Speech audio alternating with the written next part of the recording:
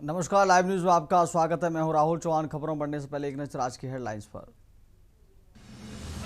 दिल्ली उत्तराखंड में आतंकी हमले का अलर्ट, धार्मिक जगहों और सरकारी संस्थानों की निगरानी बढ़ाई गई। धमकी और भरे ईमेल में कुछ राजनीतिक नेताओं का भी जिक्र। 11 जुलाई को अयोध्या में होगी श्री राम जन्मभूमि ट्रस्ट की बैठक। एसआईटी की फाइनल रिपोर्ट के बाद मीडिया से बात करेंगे चंपत राय। ट्रस्टी विश्व प्रसन्न तीर्थ स्वामी ने दी जानकारी। चंदा चोरी मामले में आरएसएस लीडर इंद्रेश कुमार ने इजहारों में अखिलेश यादव को दी नसीहत, का मसले पर कोई राजनीति ना करे। उत्तर प्रदेश में 1 जुलाई से 31 जुलाई तक स्कूल बसों का विशेष जांच अभियान। फिटनेस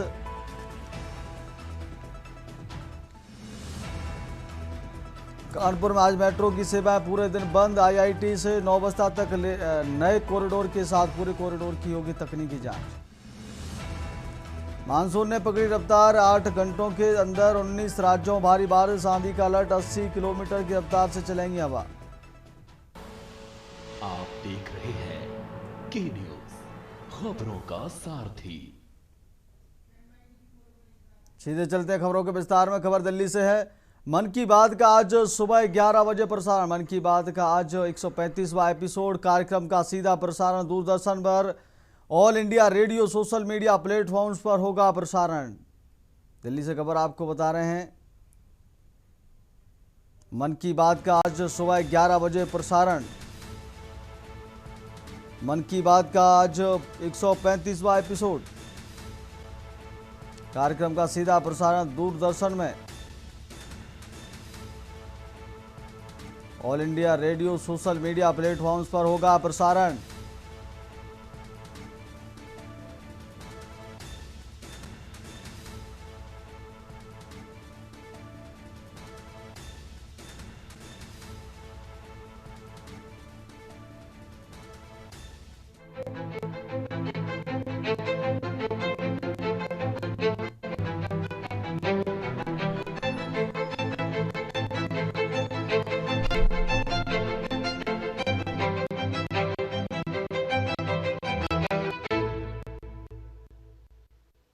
मेरे प्यारे देशवासियों, नमस्कार।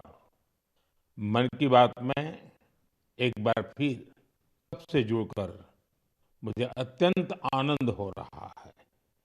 2018 साल बीतने को है।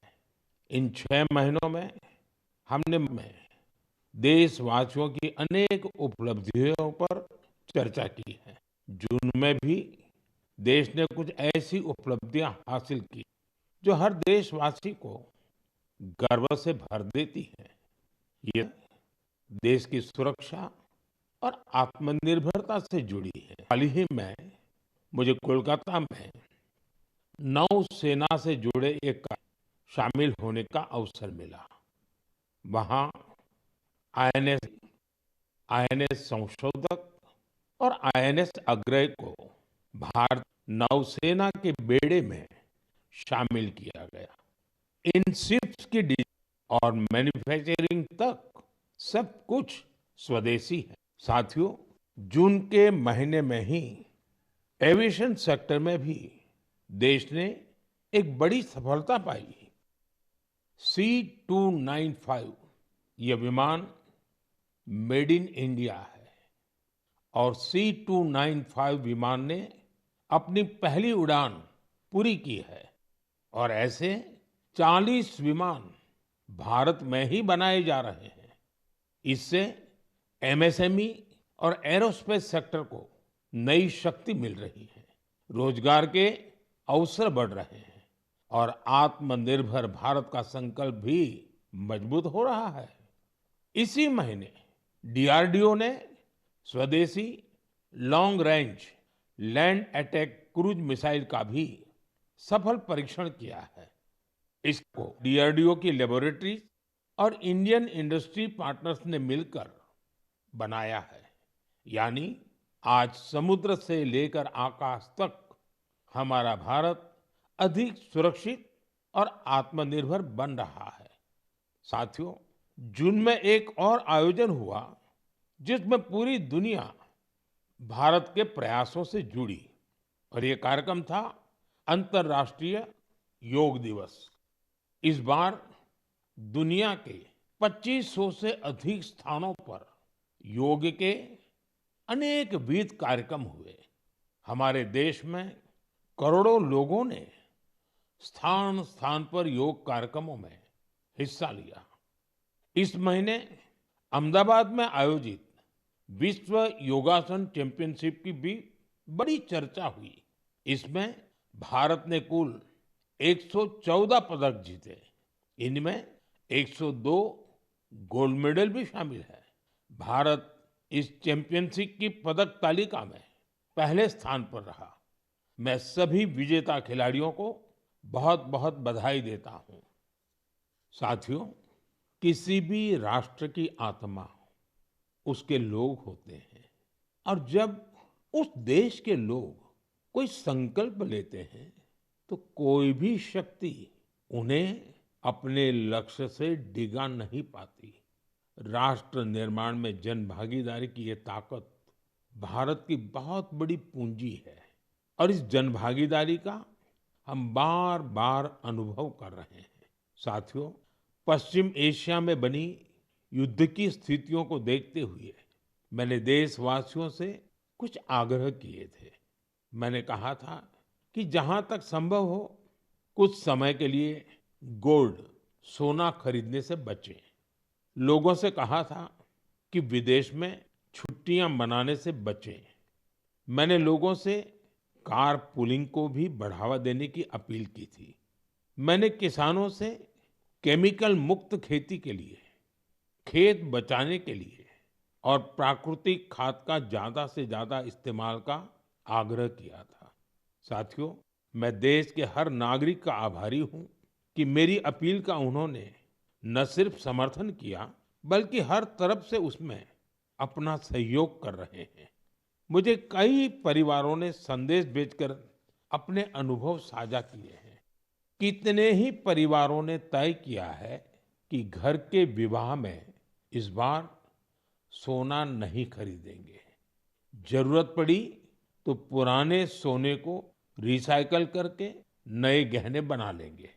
कितने ही लोगों ने सोशल मीडिया पर यह भी लिखा है कि कैसे उन्होंने इस बार विदेश यात्रा को टाल दिया है। साथियों, कार पुलिंग को लेकर भी लोगों ने अनेक अनुभव साझा किए हैं।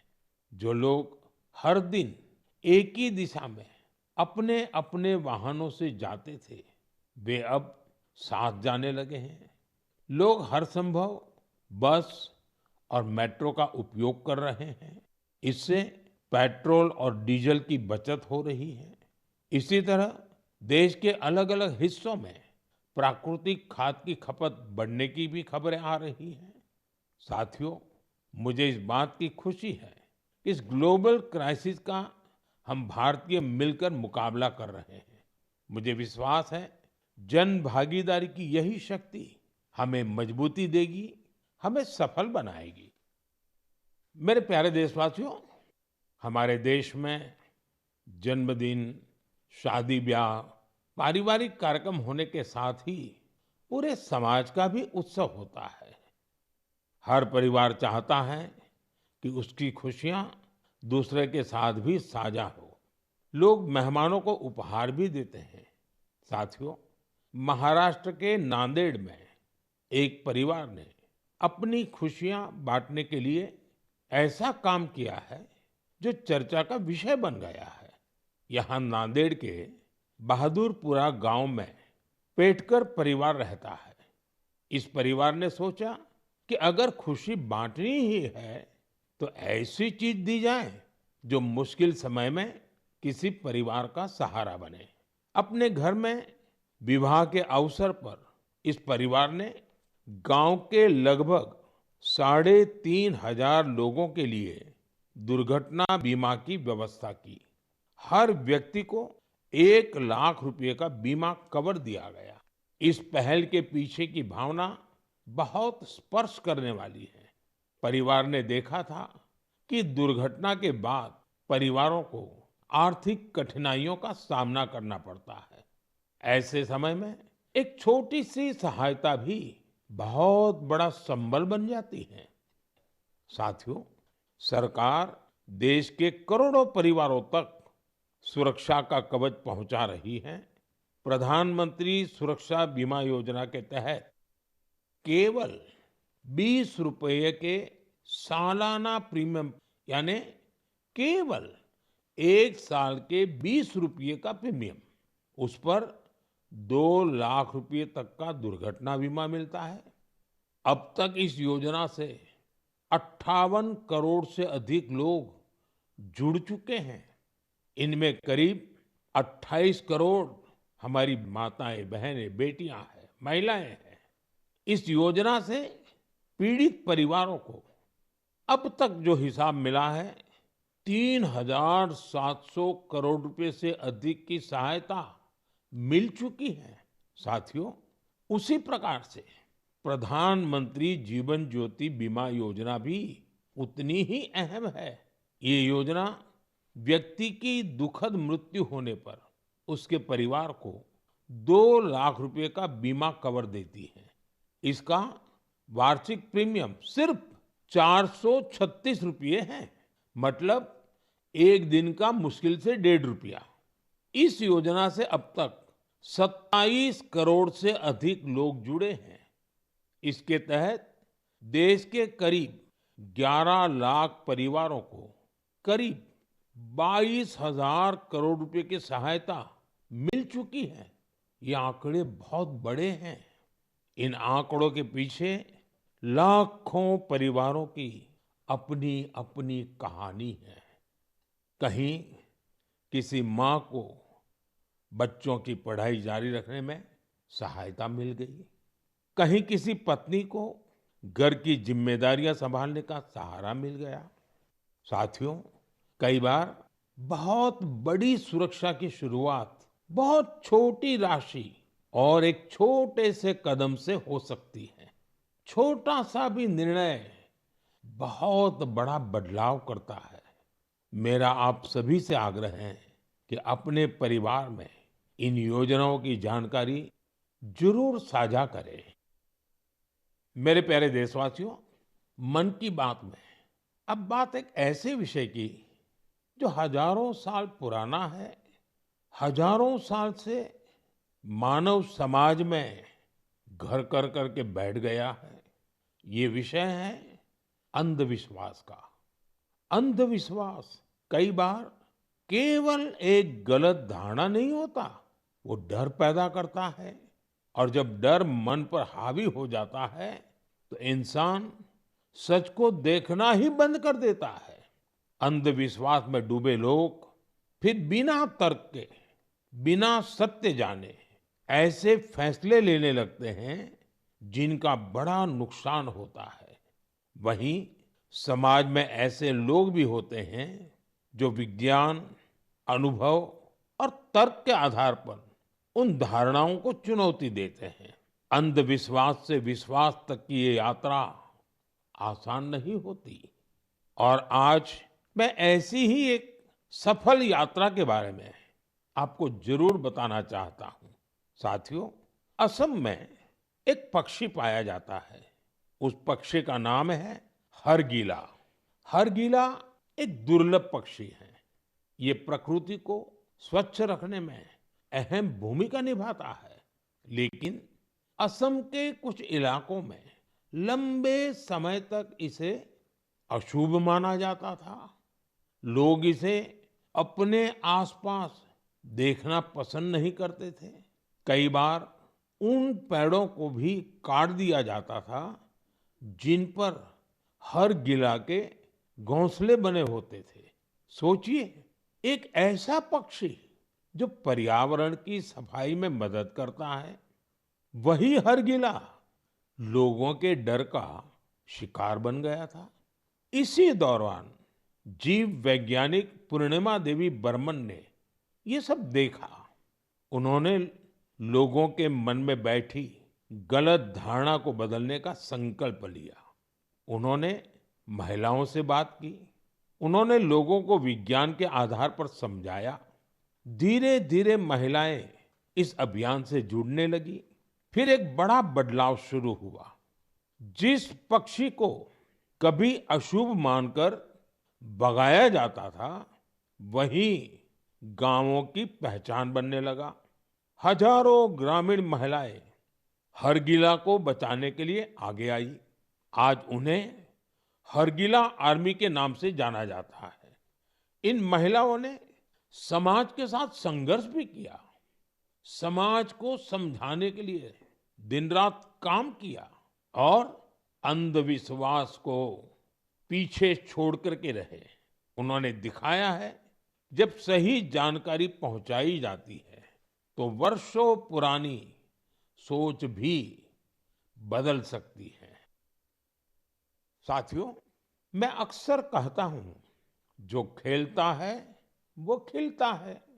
आज देश में ऐसे युवाओं की संख्या बहुत तेजी से बढ़ रही है, जो खेल भी रहे हैं और खिल भी रहे हैं।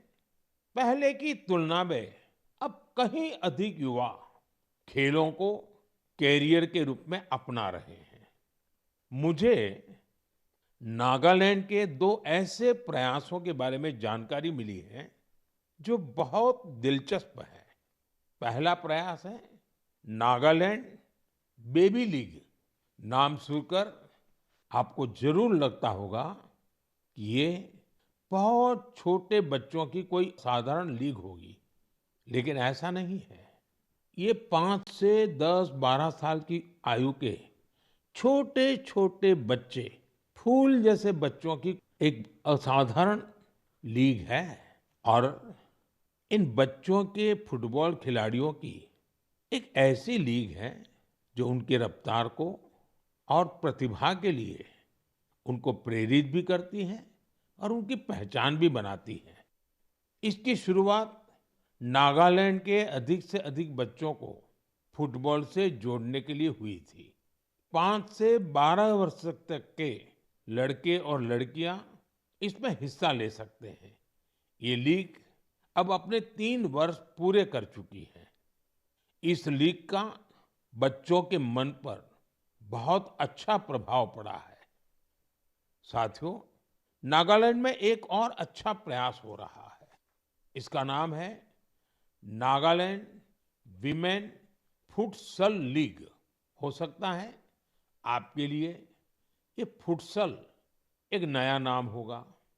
मैं आपको बताता हूँ, फुटसल को इंडोर फुटबॉल भी कहा जाता है। इसमें एक टीम में केवल 5 खिलाड़ी होते हैं। खेल का मैदान भी फुटबॉल के मैदान से बहुत छोटा होता है। इस कारण खिलाड़ियों को तेज फैसले लेने होते हैं। उन्हें अपनी टेक्निक और स्किल का बेहतर इस्तेमाल करना पड़ता है। नागालैंड की विमेन फुटसल लीग हमारी बेटियों को अपनी प्रतिभा दिखाने का अच्छा अवसर दे रही है। मैं ऐसी पहलों के लिए नागालैंड के लोगों की सराहना करता हूं। ऐसे प्रयास देश के दूसरे हिस्सों को भी प्रेरणा देते हैं। साथियों, ये टेक्नोलॉजी का युग है। हर दिन नई रिसर्च हो रही है, नए नए एआई इनोवेशन सामने आ रहे हैं। इस दौर में एक सवाल बहुत महत्वपूर्ण है, लोगों की क्रिएटिविटी को कैसे बचाए रखा जाए। नई टेक्नोलॉजी के साथ आगे बढ़ते हुए हम अपनी जड़ों से कैसे जुड़े रहें, इन सवालों का समाधान खोजा है नालंदा विश्वविद्यालय ने। हजारों साल पुरानी हमारी नालंदा विश्वविद्यालय अब नए अवतार के रूप में भारत का भाग्य गढ़ रही है। 2 साल पहले मुझे नालंदा विश्वविद्यालय के नए परिसर के लोकार्पण का अवसर मिला था। नालंदा विश्वविद्यालय ने शास्त्रार्थ की हमारी प्राचीन परंपरा को फिर से जीवन किया है। शास्त्रार्थ केवल अपनी बात रखने का माध्यम नहीं है, ये वाद, संवाद और मंथन की एक अनुशासित प्रक्रिया है। इसमें तर्क के साथ, तथ्य के साथ अपनी बात कहना बहुत जरूरी होता है और उसमें आपकी महारत होनी चाहिए। दूसरों के विचारों को धैर्य से सुनने और समझने की सीख भी इस शास्त्रार्थ की प्रक्रिया से मिलती है। मुझे खुशी है कि नालंदा विश्वविद्यालय ने इसे अपने दीक्षांत समारोह का हिस्सा बनाया। इसमें भाग लेने वाले करीब आधे स्टूडेंट्स अन्य देशों से आए थे। एक प्राचीन परंपरा को आज के समय से जोड़ने का ये प्रयास बहुत सराहनीय है। मैं इसके लिए नालंदा विश्वविद्यालय को बहुत बहुत बधाई देता हूँ। मैं देश के दूसरे विश्वविद्यालयों से भी आग्रह करूंगा कि वे ऐसी पहल पर विचार करें। साथियों, जड़ों से जुड़े रहकर युवाओं को नई टेक्नोलॉजी के लिए तैयार करने का एक और अच्छा प्रयास हो रहा है। दिल्ली में स्थित central Sanskrit university artificial intelligence और डेटा साइंस में बीटेक प्रोग्राम शुरू करने जा रही है। ये आधुनिक टेक्नोलॉजी को भारत के पारंपरिक ज्ञान से जोड़ने की दिशा में एक महत्वपूर्ण कदम है। इससे भारतीय भाषाओं के लिए नए एआई टूल्स तैयार करने में मदद मिलेगी। हमारे प्राचीन ग्रंथों और पांडुलिपियों को डिजिटल रूप में संरक्षित करने के काम को भी नई गति मिलेगी। मैं सेंट्रल संस्कृत यूनिवर्सिटी को इस प्रयास के लिए बहुत बहुत शुभकामनाएं देता हूं। साथियों, आज भारतीय संस्कृति दुनिया के अलग अलग हिस्सों तक पहुंच रही है। हमारे गीत, संगीत और आध्यात्म को दुनिया भर के लोग जान रहे हैं और अपना रहे हैं। भारत से हजारों किलोमीटर दूर कैरिबियन सागर में डोमिनिकन रिपब्लिक नाम का एक देश है। वहां भारतीयों की संख्या करीब 100 है, शायद उससे भी कम होगी। इसके बावजूद भारतीय संस्कृति और अध्यात्म से जुड़ा एक बहुत अच्छा प्रयास वहां हो रहा है। वहां स्पेनिश बोलने वाले कुछ लोगों ने एक टीम बनाई है। इस टीम का नाम है ब्रह्म कमल डोमिनिकाना। टीम के सदस्य मिलकर वैदिक साहित्य का अध्ययन करते हैं। वे वैदिक मंत्रों का उच्चारण भी सीख रहे हैं। उन्हें इसकी कोई फॉर्मल ट्रेनिंग नहीं मिली है, लेकिन उन्होंने ऑडियो रिकॉर्डिंग सुनकर वैदिक मंत्रों का सही उच्चारण सीखा है। आज वे कई मंत्रों का बहुत अच्छे से जाप कर लेते हैं। इनमें पुरुष सूक्तम, श्री सूक्तम, श्री रुद्रम, दुर्गा सूक्तम और देवी महात्म्य शामिल है। भारत से इतनी दूर रहकर हमारी परंपराओं को सीखने का उनका ये प्रयास बहुत प्रेरक है। मैं ब्रह्म कमल डोमिनिकाना वहां के सभी सदस्यों को उनके प्रयासों के लिए शुभकामनाएं देता हूं। मैं ऐसे सभी लोगों की हृदय से सराहना करता हूं जो भारतीय संस्कृति को दुनिया भर में लोकप्रिय बनाने के लिए निरंतर प्रयास कर रहे हैं। मेरे प्यारे देशवासियों, मेघालय की पहचान बादलों से है, खूबसूरत नजारों से है। जो मेघालय जाता है उसे वहां के लोगों का अपनापन भी लंबे समय तक याद रहता है। लेकिन मेघालय की एक और विशेषता है जिसकी मैं आज मन की बात में आपसे चर्चा करना चाहता हूं। ये है मेघालय के रूट ब्रिज। रास्ता वाला रूट नहीं, जड़ों वाला रूट। इन रूट ब्रिजों की कहानी बहुत रोचक है। ये ब्रिज कुछ दिनों या कुछ वर्षों में नहीं बनते। इन्हें तैयार होने में कई दशक लगते हैं। रबर के पेड़ों की जड़ों को धीरे धीरे दिशा दी जाती है। इन जड़ों को जल धाराओं के पार ले जाया जाता है। समय के साथ वही जड़ें एक ब्रिज का रूप ले लेती हैं। इन ब्रिजों की एक और विशेषता है, ये जीवित ब्रिज है। समय बीतने के साथ ये और मजबूत हो जाते हैं। इनमें मेघालय के लोगों की सृजनशीलता दिखाई देती है। इनके पीछे वर्षों का धैर्य और प्रकृति के प्रति गहरा सम्मान है। ये ब्रिज बताते हैं कि मनुष्य प्रकृति के साथ मिलकर कितनी अद्भुत चीजें बना सकता है। ये हमारे देश की इस धरती की धरोहर है। अब भारत ने मेघालय के रूट ब्रिजों को UNESCO world heritage site network में शामिल कराने के लिए आवेदन किया है। साथियों, क्लाइमेट चेंज के कारण इन रूट ब्रिजों के सामने कई चुनौतियां भी आती हैं। ऐसे समय में मेघालय के लोगों ने इस प्राकृतिक धरोहर के संरक्षण की जिम्मेदारी भी बखूबी निभाई है। पहले ये पता लगाना भी आसान नहीं था कि ऐसे ब्रिजों की संख्या कितनी है। स्थानीय लोगों ने खुद इनकी गिनती शुरू की। इसके बाद समुदायों ने इन ब्रिजों की देखभाल की जिम्मेदारी भी संभाली। आज स्थानीय लोग 120 से अधिक रूट ब्रिजों की देखरेख कर रहे हैं। कुछ टीमें हर साल इन पुलों की स्थिति की जांच करती हैं। कुछ लोगों ने आसपास के क्षेत्र को मजबूत बनाने के लिए नर्सरी भी तैयार की है। इस तरह के इनके संरक्षण के लिए एक पूरा इकोसिस्टम तैयार हो गया है।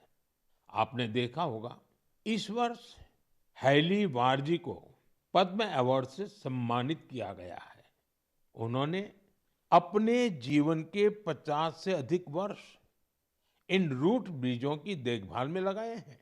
उनका समर्पण हम सभी के लिए प्रेरणादायक है। साथियों, आपने कभी इन रूट ब्रिजों की यात्रा की हो तो उनकी तस्वीरें सोशल मीडिया पर जरूर साझा कीजिए। आपकी तस्वीरें दूसरे लोगों को भी मेघालय की इस अनोखी धरोहर के बारे में के लिए प्रेरित करेगी। मेरे प्यारे देशवासियों, चाहते हैं कि हमारा गांव साफ सुथरा हो, हमारा सुंदर दिखे, लेकिन शायद ही कभी सोचा जाता है कि हमारे आसपास जो कचरा जमा, कौन उसे साफ करता है? ज्यादातर लोग तो यही में कि किसी और की जिम्मेदारी है और वो ही सफाई करे। लेकिन हमारे बीच कुछ ऐसे भी लोग होते हैं जो अब से हमें बहुत प्रेरित करते हैं। मुझे मध्य प्रदेश के जिले के ब्यावरा की कुछ बहनों के बारे में जानने का अवसर मिला। अपने आसपास फैले प्लास्टिक कचरे को हटाने का ये नहीं सोचा कि कोई आकर बदलाव लाए। उन्होंने खुद शहर भर से प्लास्टिक कचरा, बोतलें इकट्ठा करना शुरू किया। धीरे धीरे ये प्रयास आगे बढ़ता गया और फिर उस प्लास्टिक को इको जाने लगा। आज इन्हीं इको ब्रिक्स का उपयोग सार्वजनिक को सुंदर बनाने में किया जा रहा है। राजगढ़ में कुछ महीनों में सैकड़ों किलो प्लास्टिक को रिसाइकल कर उनका बेहतर उपयोग किया गया है। यानी जो पूरे शहर में प्रदूषण फैलाता था, आज वही इन बहनों के शहर की सुंदरता बढ़ाने में योगदान दे रहा है। मैं ब्यावरा की सभी बहनों और इस अभियान से जुड़े साथियों को बधाई देता हूं। मेरे प्यारे देशवासियों, मुझे पत्र लिखकर एक खास विषय पर बात करने का भेजा है। ये विषय गणेश उत्सव से जुड़ा है। वैसे तो गणेश उत्सव में अभी काफी समय बाकी है। लोगों ने ये आग्रह किया है कि इस विषय पर ही बात होनी चाहिए। दरअसल गणेश जी की मूर्तियां बनाना बहुत पहले शुरू हो जाता है। मूर्ति बनाने, मूर्तियों के व्यापार से जुड़े लोग अभी से सक्रिय हो जा। इसलिए मेरा आप सभी से एक आग्रह है, प्रयास करें कि आपके घर, सोसाइटी या जगहों पर गणपति बप्पा की जो मूर्ति स्थापित हो, देश की मिट्टी से बनी हो, वो हमारे अपने कुम्हारों, कलाकारों के हाथों तैयार हुई हो। जो लोग मूर्तियां बनाते हैं, उनसे भी मेरा आग्रह है कि वे मिट्टी की मूर्तियों को प्राथमिकता दें, और जो लोग खरीदते हैं, वे भी यह जरूर देखें कि गणपति बप्पा किससे बनी है और किस देश में तैयार हुई है। प्लास्टर ऑफ पेरिस बिल्कुल न खरीदें। साथियों, मिट्टी की मूर्ति पूजा के बाद सहज रूप से पानी में विलीन हो जाती। इससे हमारी नदियां, तालाबों और पर्यावरण की रक्षा होती, हमारी आस्था भी बनी रहती है और प्रकृति के प्रति हम भी पूरा होता है। जब हम स्थानीय कारीगरों से मूर्ति खरीद, हम वोकल फॉर लोकल के संकल्प को मजबूत करते हैं। मैं इस बार गणेश उत्सव में और ऐसे हर उत्सव हम ऐसी सारी बातों पर जरूर गंभीरता सोचेंगे और देश हित में कदम भी उठाएंगे। साथियों, हमारे देश की सबसे बड़ी शक्ति हमारे लोग है। देश के अलग अलग हिस्सों में हो रहे छोटे हमें बहुत कुछ सिखाते हैं। ये प्रयास बताते हैं कि मन में संकल्प हो और समाज का साथ मिले, कोई भी बड़ा बदलाव लाया जा सकता है। अपने आसपास हो रहे ऐसे प्रयासों के बारे में मुझे लिखते रहिए, अपने विचार और अपने सुझाव भेजते रहिए। हो सकता है आपके आसपास की किसी पहल पूरे देश के लिए प्रेरणा बन जाए। अगले महीने फिर मिलेंगे, देशवासियों के कुछ नए चर्चा करेंगे। तब तक आप अपना और आपका ध्यान रखिए। और हाँ, जल संचय तो करना है। बारिश के पानी की एक एक को हमें बचाना है। कैच द रेन, जरा भी ढीला नहीं होने देना है। मेरा खास आग्रह है, वर्षा का बूंद बूंद पानी मिलकर के बचाएं। बहुत बहुत धन्यवाद। अब वक्त हो गया छोटे से ब्रेक का। ब्रेक के बाद खबरों में जल्द लौटेंगे। आप देख रहे हैं के न्यूज, खबरों का साथ। ब्रेक के बाद फिर आपका बहुत स्वागत है और सीधे रुक करते हैं खबरों का। खबर दिल्ली से। प्रधानमंत्री मोदी 3 दिन की सेशेल्स यात्रा पर। सेशेल्स राष्ट्रपति कार्यालय ने दौरे पर जताई खुशी। दोनों देशों के संबंधों को मजबूती मिलने की उम्मीद। 1976 से भारत सेशेल्स के बीच राजनयिक संबंध। आज नेशनल असेंबली को संबोधित करेंगे पीएम मोदी। दिल्ली से बड़ी खबर आपको बता रहे हैं। सेशेल्स राष्ट्रपति कार्यालय ने दौरे पर जताई खुशी। दोनों देशों के संबंधों को मजबूती मिलने की उम्मीद। 1976 से भारत सेशेल्स के बीच राजनयिक संबंध। आज नेशनल असेंबली को संबोधित करेंगे पीएम मोदी। दिल्ली से बड़ी खबर आपको बता रहे हैं। प्रधानमंत्री नरेंद्र मोदी 3 दिन की सेशेल्स यात्रा पर। सेशेल्स राष्ट्रपति कार्यालय ने दौरे पर जताई खुशी। दोनों देशों के संबंधों को मजबूती मिलने की उम्मीद।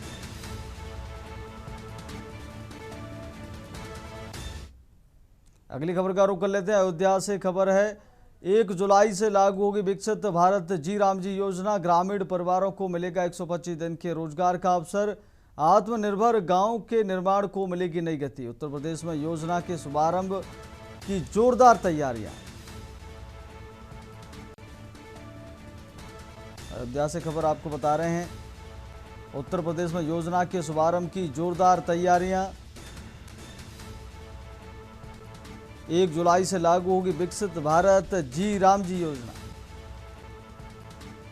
ग्रामीण परिवारों को मिलेगा 125 दिन के रोजगार का अवसर। आत्मनिर्भर गांव के निर्माण को मिलेगी नई गति। उत्तर प्रदेश में योजना के शुभारंभ की जोरदार तैयारियां।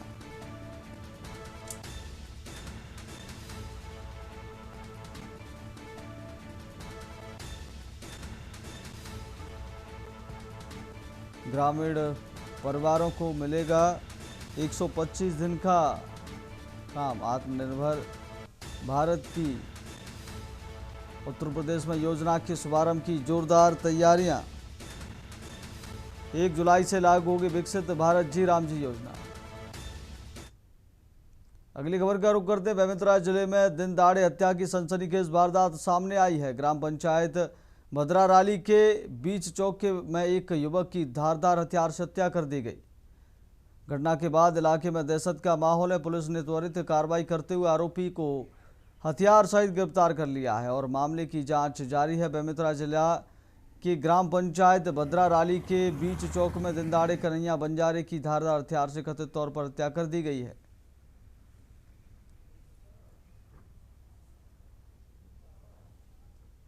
ग्राम भद्राली थाना चंद्रू के करीब 1:30 बजे सूचना मिली कि एक व्यक्ति की किसी ने मार के हत्या कर दिया, जिस पर पुलिस यहाँ पर पहुंची है। पूछताछ में अभी तक ये जानकारी मिला है कि मृतक कन्हैया लाल बंजारे और आरोपी है बहुआ चतुर्वेदी, दोनों के मध्य पर किसी बात पर झगड़ा हुआ। आक्रोश में आकर बहुआ अपने घर में जाकर टंगिया लेकर आकर उसको मार दिया, जिससे उसके मौके पर ही मृत्यु हो गई है। जांच की जा रही है। सर रीजन क्या निकल के आ रहा है, क्या बताया जा रहा है? अभी तो ये तत्कालिक वो है, आक्रोश है, पता लग रहा है, और वो आगे जो भी पता लगेगा विवेचना के दौरान पता लग जाएगा। अगली खबर का रुख कर लेते बलरामपुर जिले के राजपुर थाने में पदस्थ 40 वर्षीय आरक्षक जुगन साय पेगरा की संदिग्ध परिस्थितियों में मौत हो गई। शनिवार सुबह काफ़ी देर तक कमरे से बाहर नहीं निकलने पर साथी पुलिसकर्मी उनके कमरे में पहुंचे, जहां वो बिस्तर पर मृत मिले। घटना की सूचना मिलते ही पुलिस ने शव को कब्जे में लेकर पोस्टमार्टम के लिए भेज दिया और मर्ग कायम कर जांच शुरू कर दी है। थाना प्रभारी भारद्वाज सिंह के अनुसार आरक्षक जुगन साय पेकरा पिछले कुछ दिनों से बुखार और पीलिया का इलाज करा रहे थे। हालांकि मौत के वास्तविक कारणों का पता पोस्टमार्टम रिपोर्ट आने के बाद ही चल पाएगा।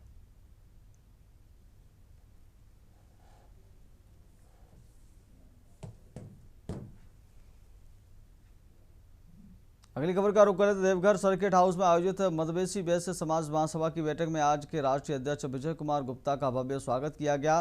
बैठक में समाज को संगठित करने, युवाओं को संगठन से जोड़ने, शिक्षा को बढ़ावा देने और सामाजिक समरसता बनाए रखने जैसे अहम विषयों पर चर्चा हुई।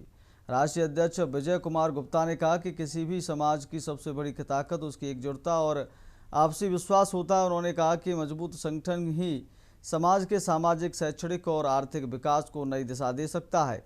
बैठक में समाज के सदस्यों ने भी अपने विचार रखे और संगठन को और अधिक मजबूत बनाने का संकल्प लिया।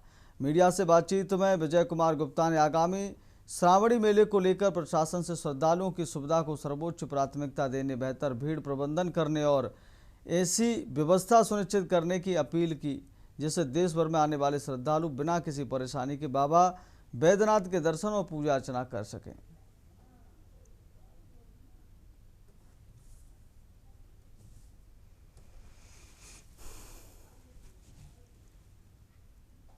आज मेरा आने का सौभाग्य प्राप्त हुआ।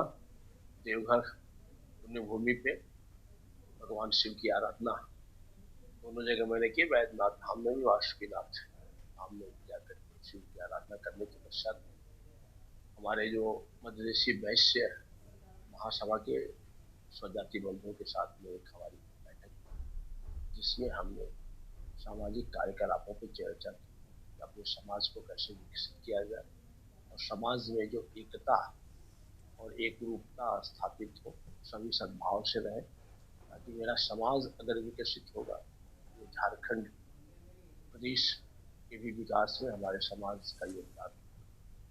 झारखंड विकसित होने का तात्पर्य ही है कि पूरा भारत विकसित। अगली खबर का रुख करते देवघर में पंडित शिवराम झा चौक से बाबा बैद्यनाथ मंदिर जाने वाले मुख्य मार्ग पर नाली का पानी और क्षतिग्रस्त जलापूर्ति पाइप से लगातार बह रहा पानी सड़क पर फैल गया है। इससे पूरे मार्ग पर जल भराव और कीचड़ की स्थिति बन गई है। स्थानीय लोगों का आरोप है कि विशेष सफाई अभियान के दौरान नगर निगम कर्मियों की लापरवाही से जलापूर्ति पाइप क्षतिग्रस्त हो गई है। पाइप टूटने के बाद से लगातार पानी बह रहा है, लेकिन अब तक इसकी मरम्मत नहीं कराई गई है। वार्ड पार्षद शैलजा देवी ने नगर निगम की कार्यप्रणाली पर सवाल उठाते हुए इसे गंभीर लापरवाही बताया है। उन्होंने क्षतिग्रस्त पाइप की तत्काल मरम्मत, जल निकासी की समुचित व्यवस्था और जिम्मेदार अधिकारियों पर कार्रवाई की मांग की है। सावन महापर्व में लाखों श्रद्धालुओं के आवागमन से पहले बाबा मंदिर जाने वाले इस प्रमुख मार्ग की बदहाल स्थिति ने नगर निगम की तैयारियों पर सवाल खड़े कर दिए हैं।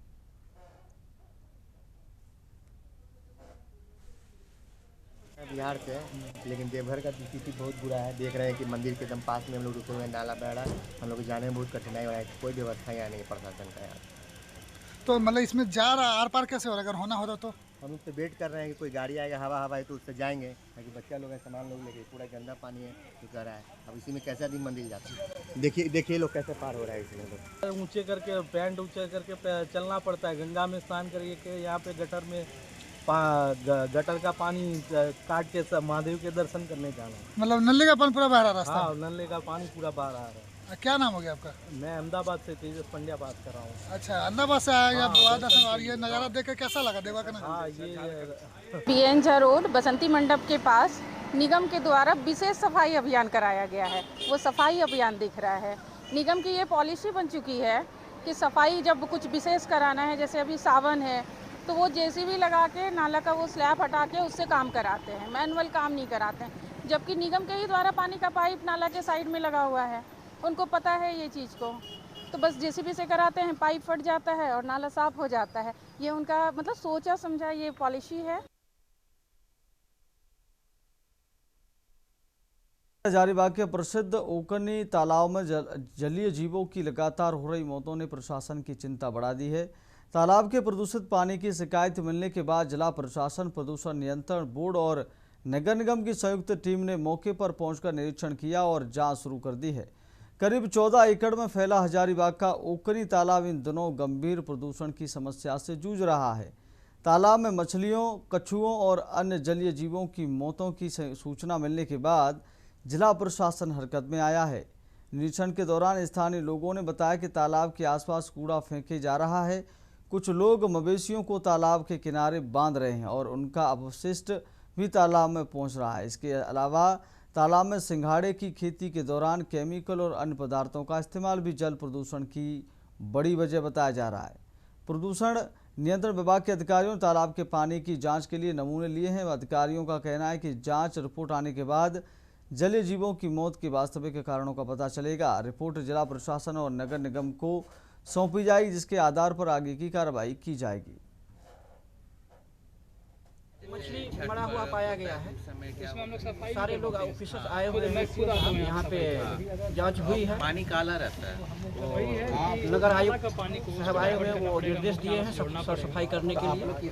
सर, आप लोग तरफ से क्या किया जाएगा सर पोल्यूशन विभाग से? तो ये तो जांच का विषय है कि क्यों मरी मछली। अगली खबर का रुख कर लेते देवघर में जिला युवा कांग्रेस के नेतृत्व में वीर कुंवर सिंह चौक से गांधी प्रतिमा स्थल और टावर चौक तक विशाल मशाल जुलूस निकाला गया। जुलूस में बड़ी संख्या में कांग्रेस कार्यकर्ताओं ने हिस्सा लिया और केंद्र सरकार के खिलाफ नारेबाजी की। कार्यक्रम में झारखंड प्रदेश युवा कांग्रेस अध्यक्ष कुमार गौरव मुख्य अतिथि के रूप में शामिल हुए। उनके साथ प्रदेश और जिला कांग्रेस के कई वरिष्ठ नेता एवं पदाधिकारी भी मौजूद रहे। प्रदर्शन के दौरान कार्यकर्ताओं ने नीट पेपर लीक, बढ़ती बेरोजगारी और युवाओं के भविष्य से जुड़े मुद्दों को प्रमुखता से उठाया। उन्होंने केंद्रीय शिक्षा मंत्री धर्मेंद्र प्रधान के इस्तीफे की मांग करते हुए आरोप लगाया कि कथित पेपर लीक की घटना से करीब 22 लाख छात्रों के भविष्य के साथ खिलवाड़ हुआ है। कांग्रेस नेताओं ने कहा कि सरकार युवाओं को रोजगार और पारदर्शी परीक्षा प्रणाली उपलब्ध कराने में विफल रही है। उन्होंने यह भी कहा कि पार्टी युवाओं के अधिकारों और छात्रों के भविष्य की रक्षा के लिए अपना संघर्ष जारी रखेगी। उसका बस एक ही नारा है, देश का प्रधानमंत्री वीक है तभी तो पेपर लीक है। आपको ज्ञात होगा कि उनके पिट्ठू धर्मेंद्र प्रधान आज 22 लाख छात्र छात्राओं का भविष्य को के साथ जो उन्होंने खेलने का काम किया है, उसी संदर्भ में भारतीय युवा कांग्रेस पूरे राज्य, पूरे देश में, पूरे भारत में हर एक राज्य में उनसे इस्तीफा की मांग कर रही है। और ये कोई नई घटना नहीं है, ये 2024 में भी पेपर लीक हुई थी और शिक्षा मंत्री धर्मेंद्र प्रधान ही थे, फिर 26 में लीक हुई। और आपको पता होगा कि आज मैंने देखा न्यूज में कि बॉम्बे में भी एक पेपर लीक हुई है महाराष्ट्र में। अगली खबर फरीदाबाद से। फरीदाबाद की पर्वतीय कॉलोनी में देर शाम उस समय बड़ा हादसा हो गया जब एक बिल्डिंग मटेरियल प्लॉट की दीवार अचानक गिर गई। बताया जा रहा है कि जेसीबी से बालू की एक तरफ किए जाने के दौरान दीवार पर भारी दबाव पड़ा, जिससे वह ढह गई और बालू के साथ गली में जा गिरी। इस दौरान गली से गुजर रही एक महिला और 4 बच्चियां मलबे की चपेट में आ गई। स्थानीय लोगों ने तत्काल राहत अभियान चलाकर सभी को मलबे से बाहर निकाला। हादसे में 12 वर्षीय दिव्या गंभीर रूप से घायल हो गई थी, जिसे अस्पताल ले जाया गया, जहां उसकी मौत हो गई। दिव्या संजय कॉलोनी की रहने वाली थी और अपनी नानी से मिलने गंगा इंकले पार्ट 2 पर्वतीय कॉलोनी आई हुई थी। अन्य घायलों को निजी अस्पताल में भर्ती कराया गया है, जहां उनका इलाज जारी है। सूचना पर मिलने पर पर्वतीय पुलिस चौकी मुजेसर थाना पुलिस और एसडीएम त्रिलोक चंद्र मौके पर पहुंचे। एसडीएम ने मामले की जांच के आदेश दिए हैं।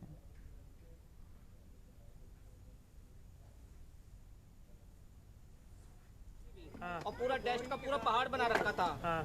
मगर इनको ये नहीं दिखता कि दीवार बहुत कच्ची है, उसका लोड पड़ा है। और यहाँ से जा रहे थे 5 मेंबर, जिनमें थे 3 बच्चे और 2 लेडीज, जिनमें से मिले हैं 4 और एक है जी लापता। अभी उनका कोई पता नहीं है। अभी जो लापता है वो कितने साल का है बता नहीं सकते कि हमें पता नहीं वो कितने साल का है। सारे यहीं के रहने वाले थे, लोग रहने वाले थे। हादसा कैसे हुआ था, क्या हो रहा था? इसमें मशीन चल रही थी जी। मशीन चली है, उसका प्रेशर पड़ा है, वो दीवार गिरी है और उसके दीवार गिरने से वो दबे हैं उसके नीचे। आज और वो मशीन छोड़ के भाग गया। रुकेंगे छोटे से ब्रेक के लिए। ब्रेक के बाद खबरों में जल्द लौटेंगे। आप देख रहे हैं के न्यूज, खबरों का सारथी। ब्रेक के बाद फिर आपका बहुत स्वागत है। सीधा रुख करते हैं खबरों का। हरियाणा के मुख्यमंत्री नायब सिंह सैनी की अध्यक्षता में पंजाब में भारतीय जनता पार्टी के सदस्यता अभियान को बड़ा विस्तार मिला। इस दौरान पंजाब से कई प्रमुख पदाधिकारियों और जनप्रतिनिधियों ने पार्टी की सदस्यता ग्रहण की। पटियाला लैंड मॉर्गेज बैंक के प्रधान हरप्रीत चट्टा, पटियाला की सब्जी मंडी और आड़ती एसोसिएशन के प्रधान अमनदीप कंबू सहित कई प्रमुख पदाधिकारियों ने भारतीय जनता पार्टी की सदस्यता ली। इस अवसर पर विपक्षी दलों से जुड़े कई पदाधिकारी, 2 दर्जन से अधिक सरपंच, पंच और पूर्व सरपंचों ने भी पार्टी की सदस्यता ग्रहण की। कार्यक्रम में मुख्यमंत्री ने सभी नए सदस्यों को पार्टी की विचारधारा से जुड़कर संगठन को मजबूत करने की अपील की।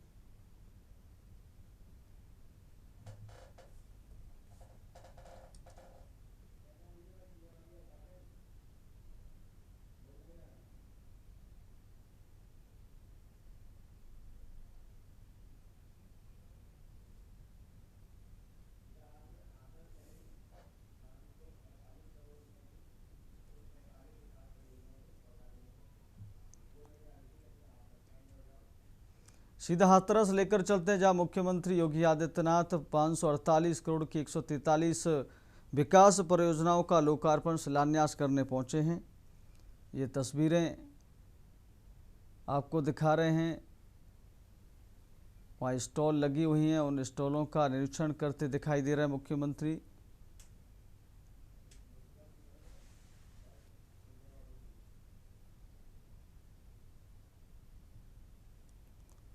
हाथरस में पहुंचे हैं मुख्यमंत्री। आज 548 करोड़ रुपए की 143 विकास परियोजनाओं का लोकार्पण शिलान्यास।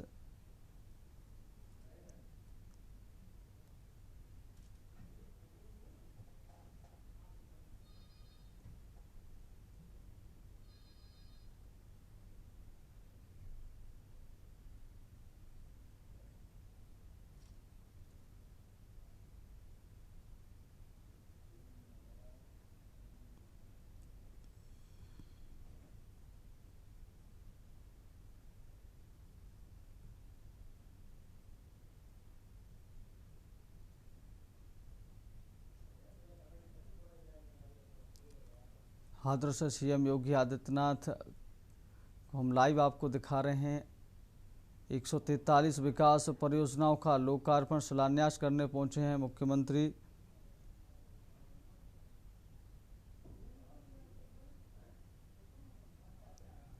हाथरस को आज विकास की बड़ी सौगात। मुख्यमंत्री योगी आदित्यनाथ करोड़ों रुपए की विकास परियोजनाओं का लोकार्पण और शिलान्यास करेंगे।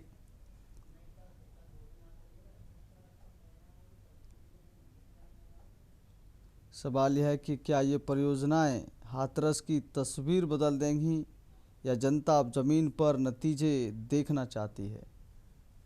ये तस्वीरें आपको नज़र आ रही हैं। स्टॉलों का निरीक्षण करते नज़र आ रहे हैं। कार्यक्रम में स्टॉलें लगाई गई हैं तो उनको देख रहे हैं मुख्यमंत्री।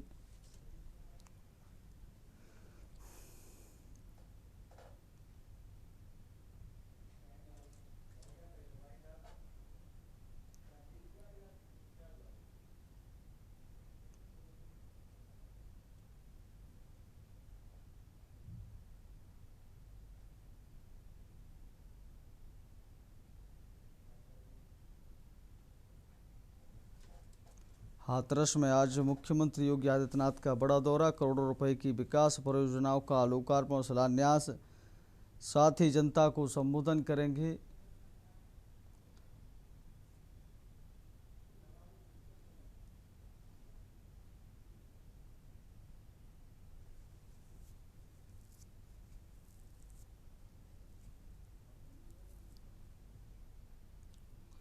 हाथरस को आज विकास की बड़ी सौगात।